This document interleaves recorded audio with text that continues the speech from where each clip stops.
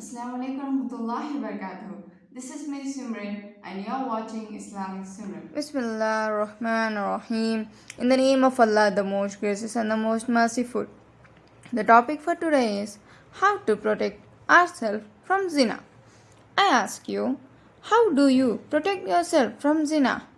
The reality is, everyone, please listen to this. It's not what you think I'm going to say. Self restraint. Restrain yourself. I had a young brother who came to me and asked, how do I protect myself from zina? I want to get married. Oh, come on, be a little bit realistic. You got to protect yourself. Then you need to restrain yourself. Means sabr. Sabr, guys. Your day will come. When we were young, we also used to look at the opposite gender sometimes and think, when will I ever get married? Today, mashallah, I am happily married and I have a child of our own by the will of Allah. So, subhanallah, to be honest with you, you have to protect yourself. That's what sabr is all about.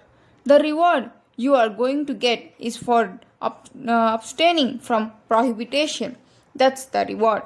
So, not only your salah and your zakat, that is good deeds, doing good deeds, but abstaining from bad is also a reward. So, here's your opportunity. Stay back. The hadith speaks about fasting. So, you will fast. Fast every Monday and Thursday. Fast 3 times a month or fast in the month of Ramadan. This will help you concentrate, have good company. Really, good company goes a long way in protecting you from adultery. So, what we need to do is to protect ourselves, have good company, read a lot of Quran, go into the lessons, try and expand your religion. But main thing is, how do you use your phone? Listen to me. How do you use your phone? I want to tell you something sad about it. Many of us feel we are in love with someone because of the phone, but the person in real life, I have come across so many people who have got married as a result. A few have been happy, but a lot say it's not who I thought it was. You know why? Today, like you have Facebook, Instagram, and all other websites where they upload their photos, you think that they are really amazing, and when you live with them, they start ignoring you. They are on the phone with someone else. So don't be disturbed by the phone. You know, some people say I love you. It's just like saying hello, hi, bye, how are you? But you know what it really means? I love you means I want to use you. I repeat it again. I love you means I want to use you. Some people say lol without laughing.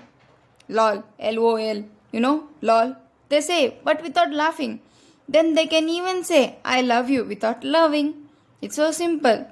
The people who say I love you and actually it mean without you knowing, I just want to use you. Because women are really emotionally, they get more attached. It's sometimes the youth, the young man who are abusing this attachment.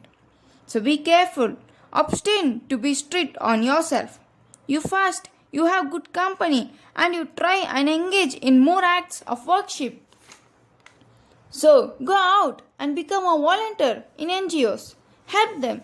And subhanallah, when the time is right, then you start opening your eyes. And look for a partner.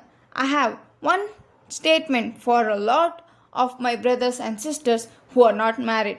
That is, before you are married, don't close your eyes on one person. As tough as it sounds, right? Don't close your eyes on one person. Once you are engaged, then you close your eyes. Done. Right? Because maybe Allah does not want you to marry that person because they are bad, horrible. Or maybe Allah does not want it because something might go wrong with you or with the child that couple will have, which you don't know. So maybe Allah keeping you a part of it. I'm not saying about try. I'm not saying don't try. Try. You can try. You speak to your parents, convince them. But here you need to be careful because sometimes the person you want to marry is not standing on their own feet. In terms of finance, the money problem. So now you might have to come back to your family one day and they might say, no, we don't want you at this stage. I think most of the families do take back you, but why should we do that? May Allah subhanahu wa ta'ala grant us ease. So if you want to protect yourself from zina, there are steps. The hadith speaks of fasting and the lowering your gaze. This is most important to our men, our brothers. Today people watch movies and we see all these videos, photos on social media which are uploaded by our young sisters doing makeup and all kinds of styles. You know what these are being watched by? These are watched by our brothers, men's. I don't know for what. Then they look at their wives and say, I saw a makeup video. I think you need to look a bit like so and so. Wallahi, may Allah forgive us. So this is how men don't lower their gaze. And they don't even realize lowering their gaze. Lowering the gaze is very important, even if it is on screen or phone or system. Anywhere, it is important to lower your gaze. Men have to lower their gaze. If you stop doing all these kinds of things, inshallah, I'm pretty sure you will be protected from zina. I hope you understood. So, see you in the next video. Till then, keep reciting Quran as much as possible and do not miss your salah.